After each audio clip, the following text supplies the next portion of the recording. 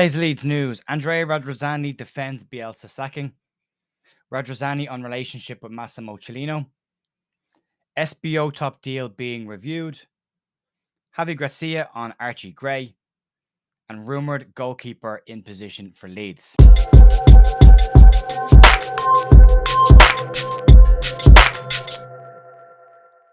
Hey folks, Jer here at The View. Hope you're having a great morning. Slightly different setup today. We're trying something new. This might not work. Hope you all having a great day. There's a bit of news floating around. There's not an awful lot. We're in that kind of quiet period. Managers in place, signings are in place. So we're in that kind of, limbo phase. Right, let's crack on and start up with this. Radrizzani has defended his decision to sack Marcelo Bielsa a year ago. In a recent interview that he's done, he has been talking an awful lot about a lot of things to do with Leeds, signings, incomings, deals that didn't go through. And what he said about Bielsa was the fans continue to blame Bielsa's dismissal in my face. It was a very big decision, but it was the right thing to do. Psychologically and physically, the team no longer capable of following him, and he is one of those who asks a lot. Bielsa's training methods were obviously very widely known. The amount of output was expected from the players was huge, but it did give Leeds some amazing seasons. I don't think it was necessarily the sacking of Bielsa. I think it was the manner of the sacking of Bielsa that upset most fans. There are fans that believe Bielsa should have stayed in place. I'm one of them. And the fans that believe Bielsa shouldn't have stayed in place. And that's okay. You're entitled to those opinions. The facts are how you want to interpret them. But for me, it was always the manner of the sacking. He deserved a better send-off and a better sacking. The club have been guilty of that as well with Matthias Klick as well. They just struggled at, reading the sentiment from the fans, and that's been a problem. He also claimed that when Bielsa asked for midfielders in January to strengthen the team, the board actually declined his request, for failing to give them based on Dan James and Junior Firpo at the time coming into the club and not being overly successful at the time. The club viewed Dan James as paying over the odds. The irony there is the club did pay over the odds for Dan James, but they had to if they wanted to get that player. But the fact that they turned around in January when it was very obvious at that time Leeds had a midfield problem, and since then have still had a midfield problem, and then declined Bielsa's request for new midfield players. Now, what the board said after he was let go was that when they went to Bielsa to offer him players, he said no to players, and this is a slightly different variation on that story. So that won't be great news for a lot of people to hear. A couple of strengthening players in strong positions in that January window probably would have kept Leeds safe. So, and we did nothing in that window. So that's an important one. Talking about Massimo Cellino as well, he's popped up a bit lately. We'll cover him in the Brian McDermott interview towards the weekend as well.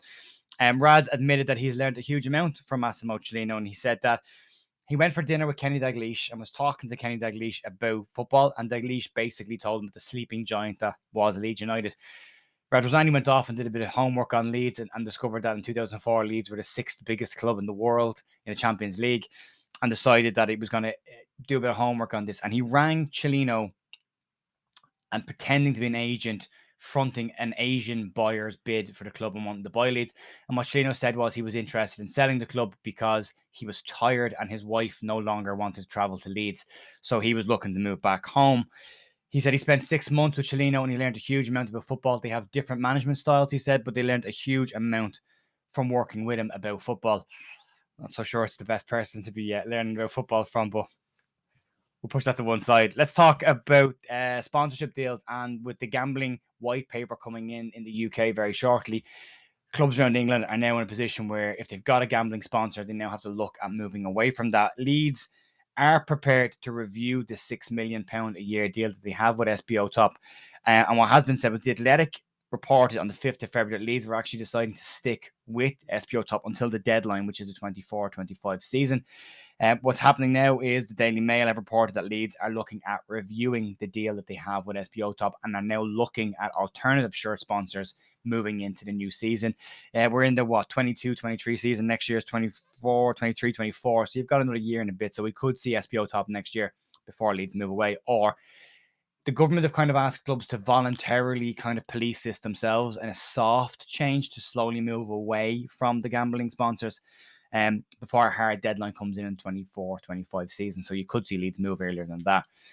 Move on. Let's talk about Gracia and Archie Gray. Speaking with the West London Sport, Gracia commented that Gray has a great attitude.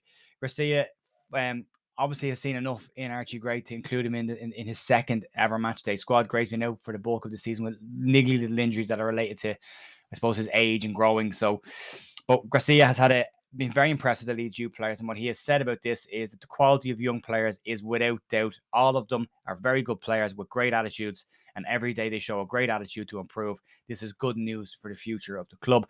We've seen some fantastic young players come through. I think the relief I have is if we do go down this season, we'll probably lose a lot of the bigger signings we brought in this year and last year. But that youth crop there are pushing towards a position where, like, top half, top six championship finish will be realistic for them. You look at what Creswell's now doing with Millwall there in the playoffs. Ian Pavada's doing reasonably well at Blackpool again, now finally finding his feet there, and Joe Gallagher at Sunderland as well. So, and then you look at the young players we brought in this year as well that are there as well. So there's a lot of talent there. It's great to see from the club. On incomings, according to the Sun, so we're entering pinch of salt territory. This is still very much rumor. Leeds, Rangers, and Leicester are interested in Preston goalkeeper Freddi Woodman.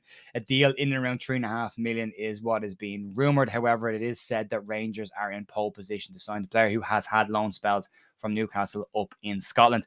Woodman's 25. He joined Preston from Newcastle, but Rangers are said to be the main candidate for the club. It's the main club for the candidate, because it looks like their keeper McGregor is going to retire this year. I think he's about 75 years of age at this stage. So he's a joke. He's looking to retire this year. So they're looking to bring in another new goalkeeper. And if we do go down, you won't be seeing Ilya Melier stay at the club, I don't think. So Leeds will probably need to look at it or bring in a second choice keeper or another first choice keeper for next year. So interesting to keep an eye on.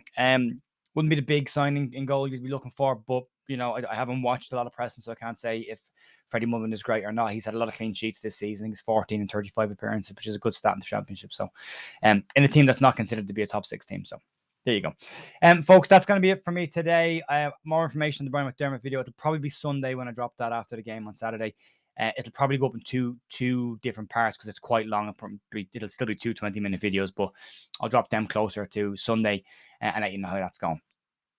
I'll talk to you then. Have a great day. Talk to you. Bye.